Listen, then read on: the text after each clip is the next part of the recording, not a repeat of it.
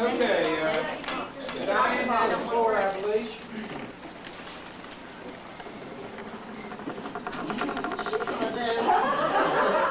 It's hard to tell. I'm not as liberal at lip as Rodney. Say it again. As liberal of lip. And I need something to hold on to because I'm nervous. Well, I'm nervous too. Okay. And I hope that I can get through this okay. A couple of days ago, Chris Sipper came and asked me, could I think of any tricks to play on the retirees? What is normally easy for me seemed impossible. I was clueless what to tell him. And it finally dawned on me why I was so stifled. It was because I had such mixed feelings about this retirement. On one hand, I was happy for my friends. They no longer had to jump to a bell, or take roll, or run kids down, and 100 other things that teachers have to do every day. They could sit back and relax now if they chose to. But on the other hand, it saddened my heart because they are moving on and they're leaving us behind. I often kid with Rodney about how he hates change. Oh boy, I tell you, I'm in complete agreement with him on this one. As we venture or maybe stumble through life doing our daily chores, we never know how many lives we're going to touch and influence. Larry, Frankie, Nadine, each of you have touched my soul in a way you probably are not even aware of. Frankie and I attended Morse Hardy College together at the same time. We were both in education classes. You know the ones where you have to do a lot of busy work. And most of the time you don't even know why you're doing it. But there was one assignment in particular that changed my attitude, although I didn't realize it at the time. We had to write a 10-page biography paper on the people who had influenced our lives, be it for good or for bad. Frankie, you probably don't even remember. I don't. I complained to Frankie about the assignment. She was a year ahead of me in our studies. I said, how hard this is for me. I could only come up with 3 really boring pages. And Frankie laughed, real big and loud, and she said, well, I got an A on that assignment last semester. I said, you did? Are you kidding me? And she said, no, really. And she generously offered me her paper. And she said, this might help you get some ideas on what to say. Now, this is a true story. I read Frankie's paper with childlike discovery. I was drawn like a moth to a flame. Her childhood had been so interesting and so colorful, and mine seemed so ordinary by comparison. It was easy for me to understand how she'd gotten an A. Frankie, I'm going to confess a secret to you that has bothered me over 30 years. Something that I'm ashamed of. Frankie, I stole your life for that assignment. Did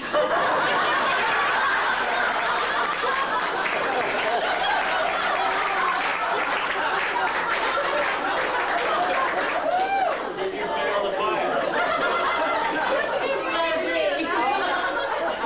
I changed the title, and I changed the names and the dates to protect my secret. But it was your life that made the A, and I always felt guilty about that. But years later, it must have been, I think, divine intervention. By my misdeed, it helped me shape my attitude about teaching and how I related to my students. Let me explain.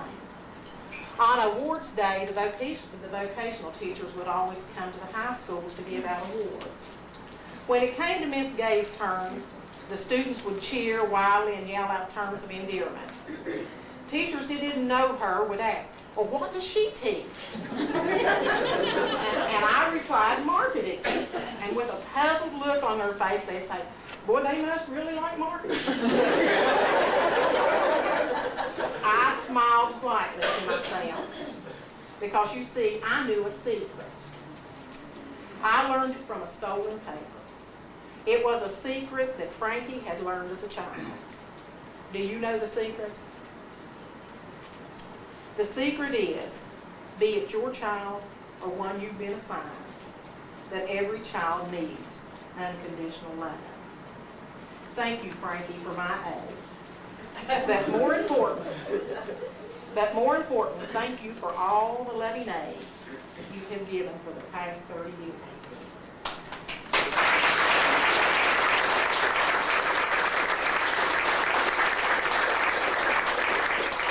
I admire your unending capacity for love and your will to overcome regardless of the odds. You understand so much more than most. I came to vocational education only 4 years ago, and some people say I'm a newcomer. I watched Mr. Dolan for years and thought that man would never retire, so that there would be room for me in vocational school.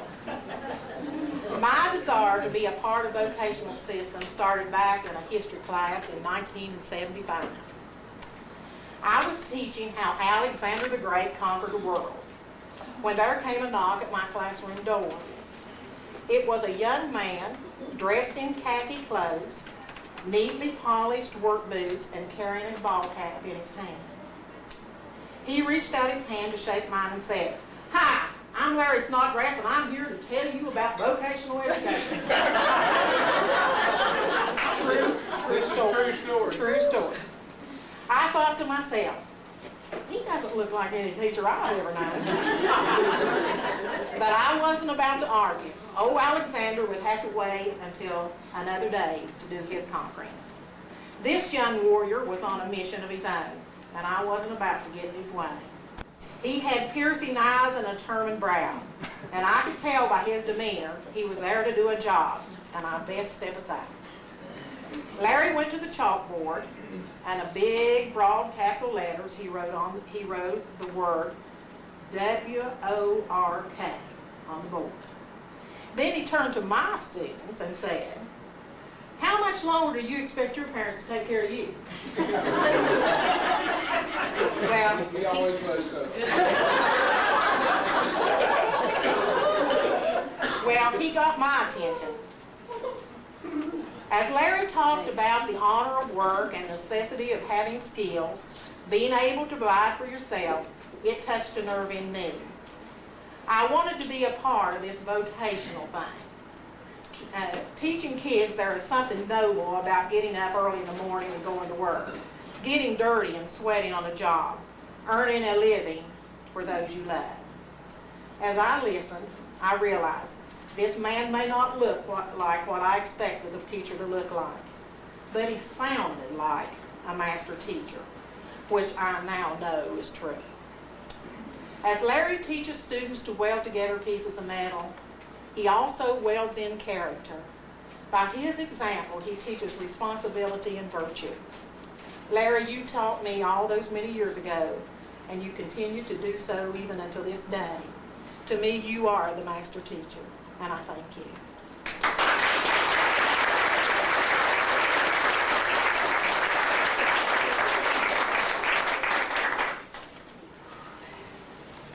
I remember vividly the first time I ever met Nadine. She probably don't, but I do. It was the summer of 1963. Several of the young couples on the holler had planned a picnic. We jumped in our old jalopies and we headed for Joe's Creek over at Comfort. I know Jack and Phyllis can remember how they dammed up the creek and made a big old swimming hole over there. We already had roasted our hot dogs and started swimming when this young couple drove by. I recognized Ray immediately. He was one of our neighborhood boys from off the creek. But he had this girl with him, who was prettier than a speckled pup. She was wearing a black bathing suit with long curly brown hair and had the most contagious smile I've ever seen. I can remember thinking, well, Ray, you old dog, you found yourself a prize.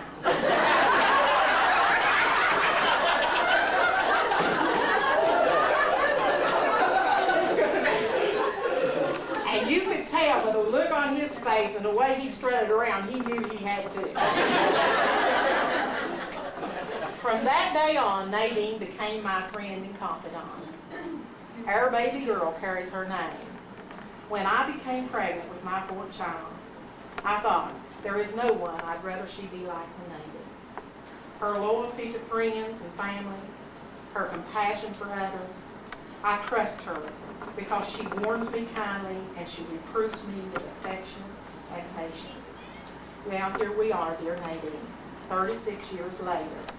Ray, I think we both would say, not only did you win the prize, but you received the pearl of great promise.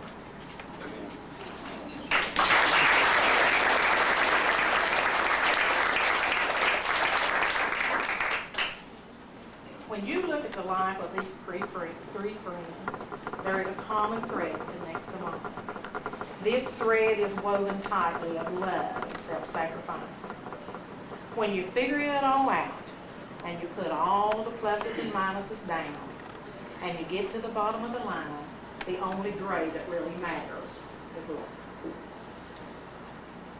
You three taught your students more than a lesson in a book. You taught them deeper things, things that people often overlook. The value of a skill and its use too. A sense of curiosity to discover what is true. How to think and how to choose the right above the wrong. How to live and learn each day and grow up to be strong. You showed by example how to gain in wisdom and in grace, so your students will someday make the world a brighter and better place. Lord knows you've been a friend and a guide to give their minds a start up on their way down life's road. We all know you have done your part. I'm wishing at this retirement time that I could repay a portion of the gladness that you've shown along the way. And could I have one wish this evening, this only would it be: I'd like to be the sort of friend that you have been to me. Thank you, Frankie, Larry, and Nadine, for sharing a part of your life with us.